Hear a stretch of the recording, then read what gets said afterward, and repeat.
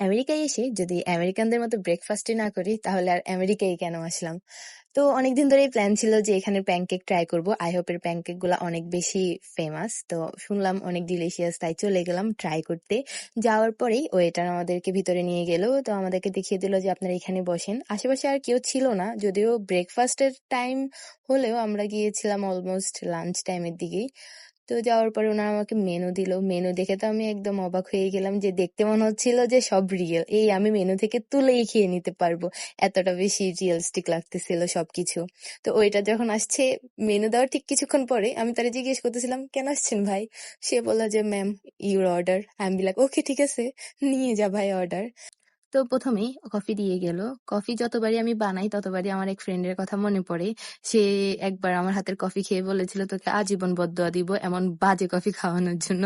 যাই হোক, কফিটা আমি বানিয়ে খেয়েছিলাম, ভালোই ছিল, অতটাও খারাপ না। অর্ডার আসার পরে আমি তো পুরাই অবাক যে যেমন ছবিতে দেখেছিলাম ঠিক বাস্তবেও তেমন। Looking so much delicious. I am be like, ইয়ে! আমার খাবার চলে এসেছে। তো ট্রাই করছিলাম প্রত্যেকটা খাওয়ার একটা, একটা করে যে টাকা যেহেতু দিয়েছি উসুল তো করা লাগবেই, টেস্ট তো করা লাগবেই। প্রত্যেকটা খাবারই অনেক বেশি টেস্টি আর হেলদি ছিল। যদিও হেলদির সাথে আমার কোনো লেনাদেনা নাই। বাঙালি মন আমার, যখন যা পাই তাই খাই। পেট আর মন ভরলেই হইছে। হেলথ দিয়ে আমার কিছু যায় আসে না। এখানের মানুষগুলা এত বেশি মিষ্টি খায় যে আমার মুখটা পুরা ভরে আসে। গলা দিয়ে মনে হচ্ছে সব আটকে যাচ্ছিল।